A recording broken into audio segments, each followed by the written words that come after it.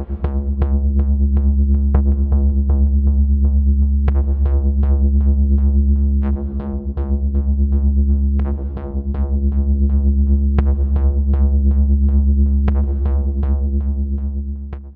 folks, I'm Spencer, and on today's episode of Cult Mania we're looking at some spooky goings on over on Shudder with The Power.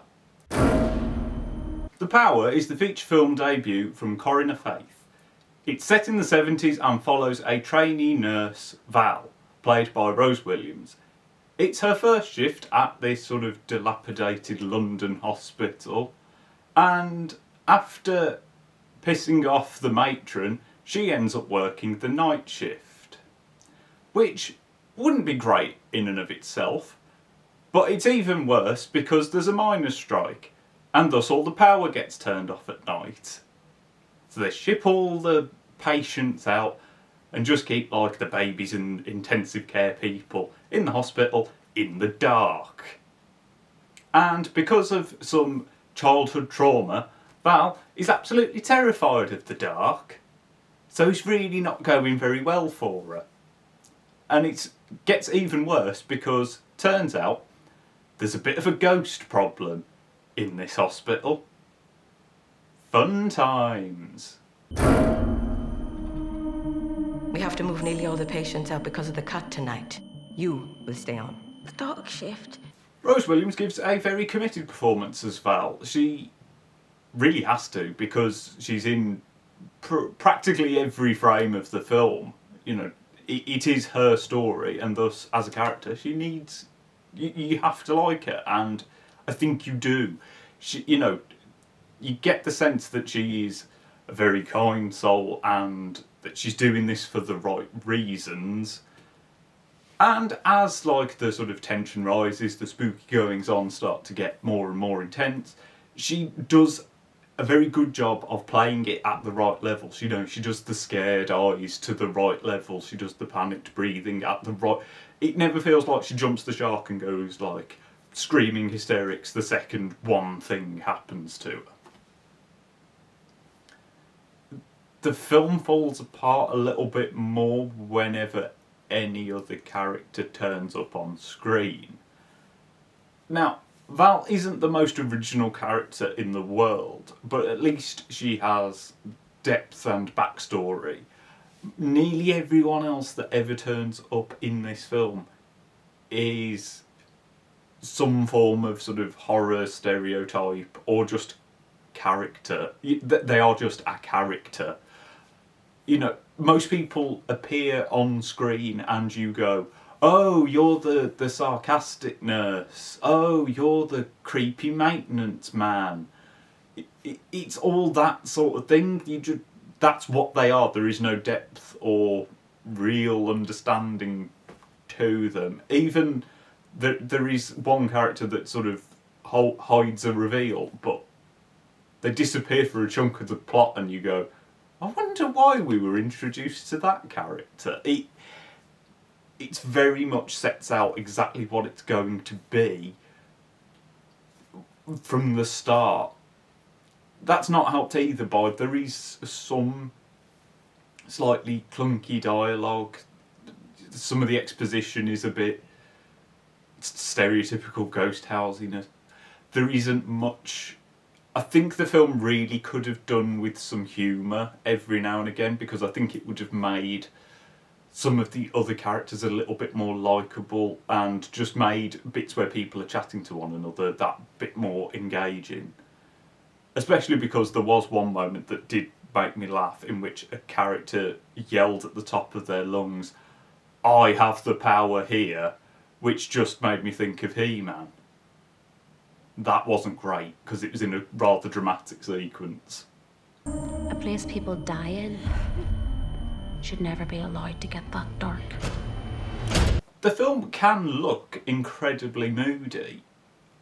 Shot in widescreen, you know, there are these fantastic shots of, like, long hospital corridors that are, you know, feel like they stretch on and on and on, and especially with all the darkness and, you know, you've often got one light source. They are spooky. I mean, you know, shots of a lone figure wandering through hallways in the dark, lit only by one lantern that's slowly getting further away, and more darkness is encroaching. They are very effective, and you'd like to think that they would be. I mean, if you're scared of the dark, especially if your character is scared of the dark, you need to feel like the darkness is really oppressive. The problem comes in that I think the film can feel very one note visually. If you're not out wandering in the dark with a lantern, most sequences in the film take place in one ward that's been lit by like a bunch of candles and lanterns, and it just... There's only so much of a film where you can just watch shots of a sort of yellowy room without going anywhere else. It just doesn't have that snap to it that I think, you know, would build any... There's no tension built in camera angles in that way. I mean, there's a generator room that they walk past a few times that has like a big strobing red light. And you think that's going to be used for like a really big jump scare, like something will appear in the next strobe. It doesn't really do it, and it's the most sort of visually distinct thing the film has going for it. And I think it's a bit of a shame that it's underused. What do genuinely look very good are the effects in the film. Whilst you do have a couple of sort of spooky apparitions, a lot of the time it's an invisible presence, and I really liked that whenever it interacts with, especially whenever like the ghost sort of throws Val around or anything, it looks like as far as I can tell, it's been done practically in camera with wire work sort of dragging the actress around, and that works really well, and it's a nice throwback to more sort of classic ghost stories rather than, you know, throwing her right against the wall with CGI or anything like that. It's weird to say, but the ghost in this has some weight to it, and I think that's really cool. Bit of dark won't hurt you. What is that smell? It's like it's burning. I will say, I was very taken with the score for The Power. It's composed by electronic artist Gazelle Twin and Max de Wardner, and it's suitably creepy stuff. It's very predominantly synth-based, especially early on. There are some proper like sort of arpeggiated synths which feel more 80s despite the 70s setting, but it didn't really bother me. I'm only literally thinking of that now. Then you do have like some horror-y strings because I think you just have to. But the standout thing for me is there's a lot of vocal work on the score. There are these sort of echoey, distant, whispery, chattery voices saying things that you can't quite determine, and at points there's full vocal work or sort of big screamy, not like death metal like screamy, but like the thing it reminded me of, and I say this comparison with the highest amount of praise I can, it reminded me of the sort of shrieky vocals that you have in Goblin's Suspiria score. It's got that vibe to it, and I think that works really well and does help to bring something a bit new and fresh to the film, despite the fact that I'm comparing it to something that's 40 years old. A nurse must give of herself entirely. Sacrifice. Now, that brings me to my sort of biggest problem with The Power. It isn't scary. It's a very sort of... especially to start with, it feels very sort of classic, old dark house style. You know, there's a lot of people wandering around in the dark. And after a while of just looking at a dark screen with a little bit of light in it, I was a bit bored. It didn't feel tense or scary anymore. It didn't... like, there are jumps, or they're intended to be. None of them got me, and I'm quite a jumpy person. And there's a few more sort of violent gore, sort of. Some violent sequences. They don't have perhaps as much impact as the serious tone of the film. It just doesn't. None of the scares have impact, and that's made all the worse by the fact that there's a lot of stuff that you have seen before done better. There are these sort of, in the vents, there's this sort of black floaty stuff that will remind anyone of like the sort of ash from the Silent Hill film, or it especially made me think of like the Upside Down in Stranger Things with all the stuff floating in the air. The ghost very, very much invokes Devil's Backbone and the ghost from that film. Actually, the more I think about it, the more this film owes a huge debt to that film, and it's nowhere near as good. And you know, Del Toro has revisited that style of ghost before, so it's not fresh anymore. And it's also run into the issue of it's a horror film about a nurse that occasionally has very similar images to something like Saint Maud, which again is a far better film, and invoking it whilst I was a bit bored made me think, well, I could just be watching that again. And I mean, that's completely unintentional, because I'm sure that, you know, the writing and shooting of this probably overlaps in some way with that. So it's not that it's ripping it off, it just has the sort of unfortunate issue of being similar in that regard. Something chased me to the basement. When I looked, there was no one there.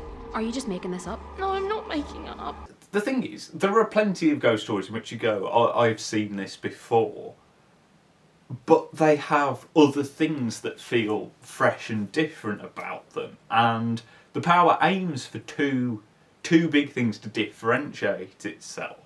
One of them is, as I mentioned, Val in her backstory has suffered abuses and wasn't believed, and now obviously now that things are happening in the hospital, people don't believe her again. They bring up the fact that she's made up stories before, and you know, it does have a very sort of modern Me Too element to it, but it's not the first ghost story to ever do that.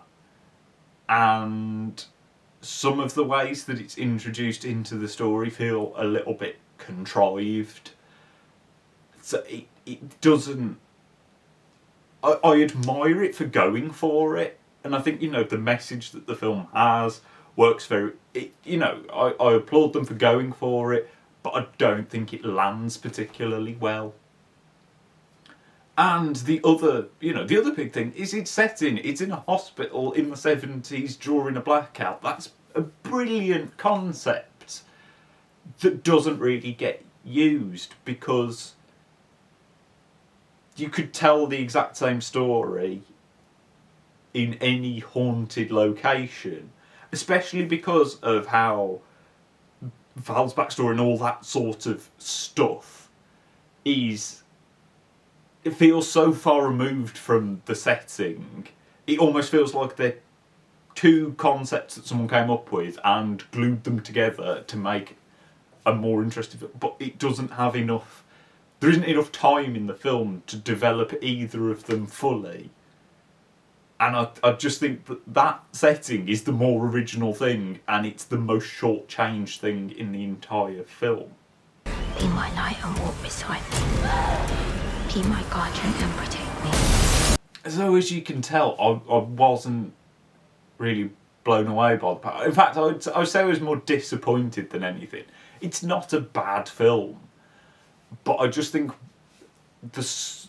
with everything it's got going on in it, it should have been so much better. It should have been bigger and more interesting. And I don't know, It doesn't have the wallop for its seriousness. It doesn't have enough fun moments to make it a sort of just fun, scary jump scare movie, because it doesn't have enough of that.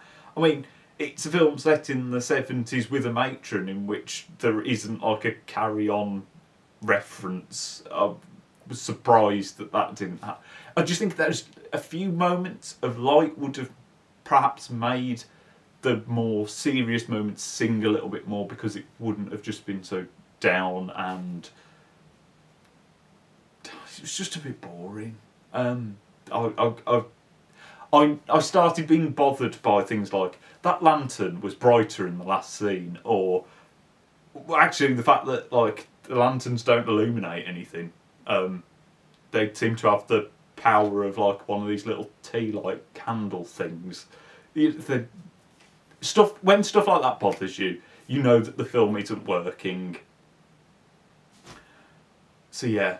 I mean, the thing is, if you've got Shudder, there are far worse ways to spend 90 minutes. And I've seen other people who take into the story much more and seem to get something out of it that I didn't. So it's not like a stay away, but I'd find it difficult to sort of recommend it. But that is my opinion. Have you seen The Power? And if so, what did you think of it? I would really like to find that there are people who are much more fans of it than I am. Let me know down in the comments. Like and subscribe so you don't miss any more videos. And I shall see you next time.